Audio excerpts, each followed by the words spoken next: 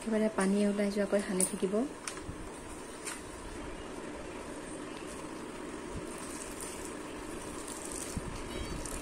এনেকে আৰু এতিয়া অৱশ্যে কেঁচাবোৰ আছে যিহেতু হাই মোৰ প্ৰিয় ইউটিউব ফ্ৰেণ্ড আপোনালোক সকলোকে মোৰ চেনেলটোলৈ পুনৰবাৰ স্বাগতম জনাইছোঁ আজি মোৰ হাতত আছে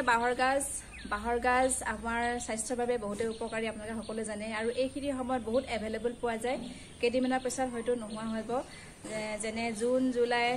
বা আগষ্টত খুব টানকৈ পোৱা যায় এনেকৈ জুন জুলাই আগষ্টৰ মাজত যি পায় তাৰপিছত আৰু নোপোৱা হৈ যাব আৰু সেয়ে পিছত হ'লেও আপোনালোকৰ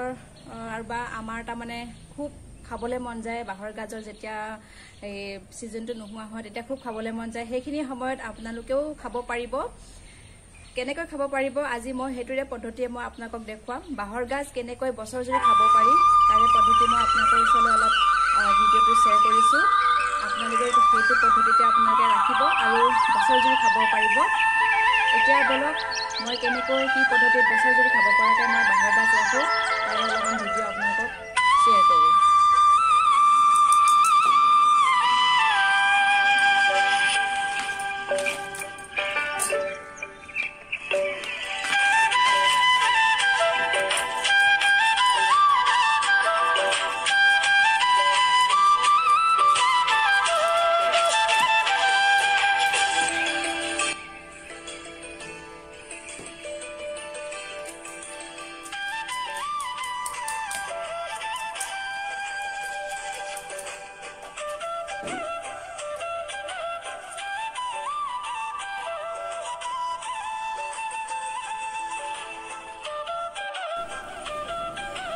বাঁহৰ গাজটো এনেকৈ বাকলি ধুনীয়াকৈ গুচাই লৈ এইখিনি বাৰু মই গুচাম আগতে এইটো মই ধুই পেলাই লৈ আহিছোঁ ইয়াতে বাঁহৰ গাজৰ গোটেই হোমবিলাক লাগি থাকে যে এইবিলাক ধুনীয়াকৈ ধুই ল'ব লাগে তাৰপিছতে শুকান কাপোৰে এনেকৈ মুচি ল'ব মোচা হৈ গ'ল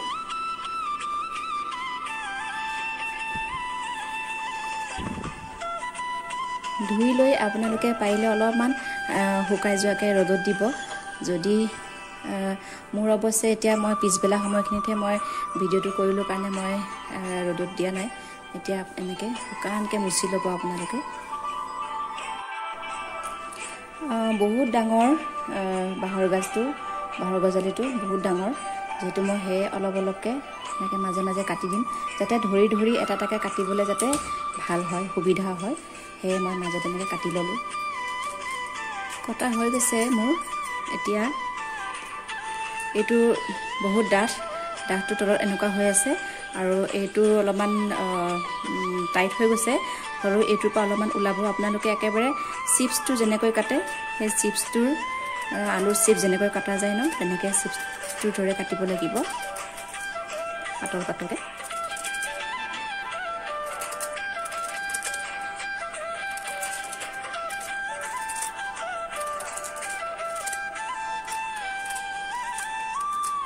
প্ৰথমতে আপোনালোকে মোৰ ভিডিঅ'টো প্লিজ লাইক এটা কৰি দিব আৰু কেনে হৈছে শেষত কমেণ্ট এটা কৰিব নাপাহৰিব আৰু লগতে নতুন বন্ধু বান্ধৱীসকলে যদি আজি মোৰ চেনেলটোত প্ৰথমবাৰ আহিছে তেনেহ'লে প্লিজ ছাবস্ক্ৰাইব কৰি দিব আৰু আগুৱাই যোৱাত মোক সহায় কৰক আপোনালোকে পাৰিলে বহুত ডাঙৰ বাঁহৰ গাজ নহয় অলপ সৰু সৰু চাই বজাৰৰ পৰা কিনিলে অলপ সৰু সৰু চাইজৰ লৈ আহিব তেতিয়া মানে বেছি ভাল হয় এইটো ডাঙৰ চাই আনিলোঁ কাৰণে এইটো তলৰখিনি মানে বুঢ়া হৈ থাকিলে সেয়ে এইটো মানে ৱেষ্ট হৈ গ'ল এতিয়া মই এইখিনি দিয়ে কৰিম এয়া চাওক ইমান ধুনীয়াকৈ কটা গৈছে এনেকৈ বহুত ডাঠকৈ হ'লেও কোনো কথা নাই বা পাতল হ'লেও কোনো কথা নাই মুঠতে আলুৰ দৰে এনেকুৱা হ'ব লাগে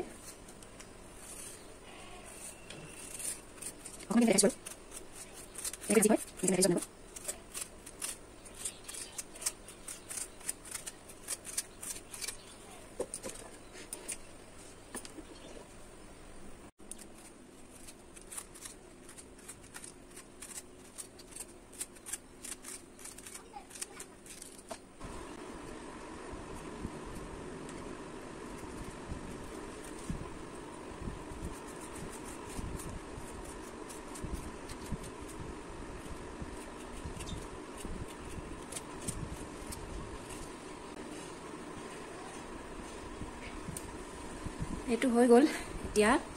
এটা হৈ গৈছে এতিয়া এইটোত মই আৰু এটা বস্তু দিম বস্তু দি পেলাই তাৰমানে মই গোটেই মিক্স কৰিম গতিকে নেক্সট পৰ্যায়টো চাই থাকক কি কৰোঁ এইটো হৈ গৈছে ধুনীয়াকৈ এইটো ধুনীয়াকৈ ছটা ছটাকৈ ধুনীয়াকৈ হৈ গৈছে আলু চিপছৰ দৰে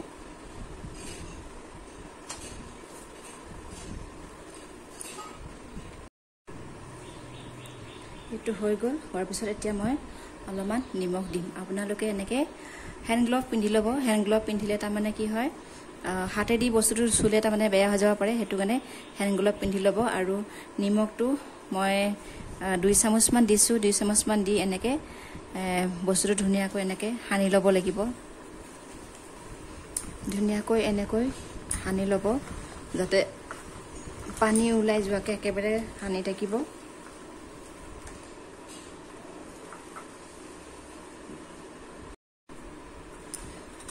একেবাৰে পানী ওলাই যোৱাকৈ সানি থাকিব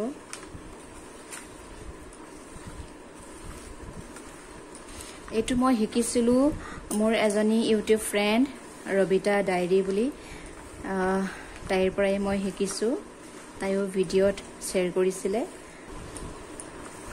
আপোনালোকে যদি গ্লভছ নাপায় তেনেহ'লে পলিথিনকে পিন্ধি ল'ব হাতত নিমখ বেছি নিদিব নিমখ অলপমান কম মাত্ৰাত দিব নিমখ কম মাত্ৰাত দি এনেকৈ সানি ল'ব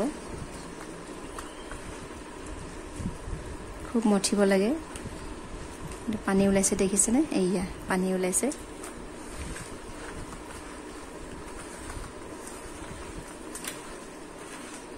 আৰু ইমানটো মানতে শেষ হৈ নাযায় ভিডিঅ'টো চাই থাকক শেষলৈকে এইটোতে শেষ হৈ নাযায় আৰু চাই থাকক ভালকৈ আৰম্ভণিৰ পৰা চাব তেতিয়াহে আপোনালোকে বুজি পাব কেনেকুৱা কি কৰিছোঁ বুলি এনেই ধৰক ছিজন সময়ত যিকোনো বস্তু ছিজন সময়ত খালোঁ আৰু কেতিয়াবা আমুৱাই যায় ছিজন মতে যিকোনো বস্তু খাই থাকিলেও আমুৱাই যায় তাৰপিছতে ইচ্ছা নোযোৱা হয় আৰু যেতিয়া কেইদিনমানৰ পিছত যেতিয়া ছিজনটো নোহোৱা হ'ব তেতিয়া পুনৰ আকৌ খাবলৈ মন যায় নহয় জানো গতিকে হৈ গৈছে এতিয়া মই কি কৰোঁ চাই থাকক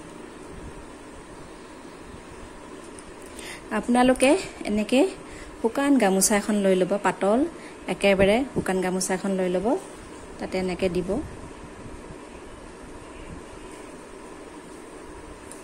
তাৰমানে পানীখিনি চেপিব লাগে পানীখিনি চেপাৰ কাৰণে এয়া পানীখিনি চেপিবৰ কাৰণে এনেকৈ শুকান গামোচা এখন লৈ ল'ব আৰু খুব এনেকৈ চেপিব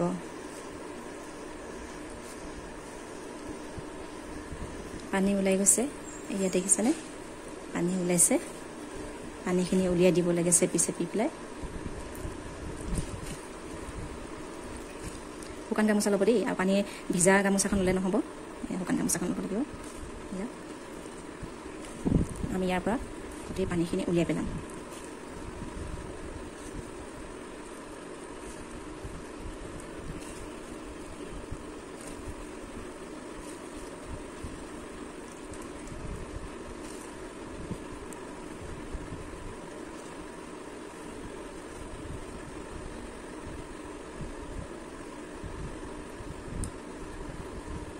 এইটো এতিয়া মই টেমাত ভৰাই থ'ম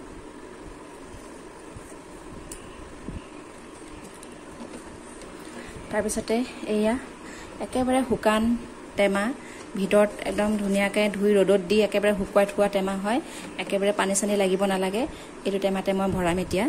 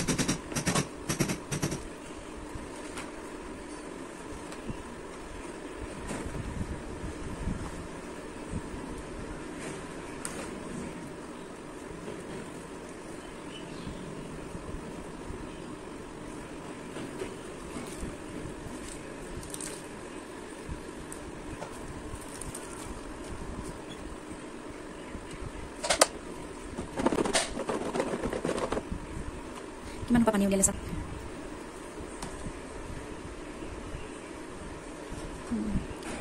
পানী সোপা কিমান ওলাইছে চাওক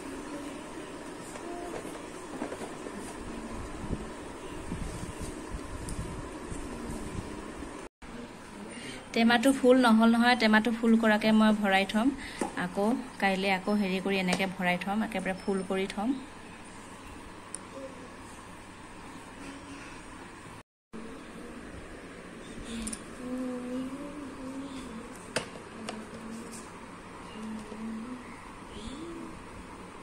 এতিয়া এইটো একেবাৰে গোটেই বছৰ জুৰি খাব পাৰি কিন্তু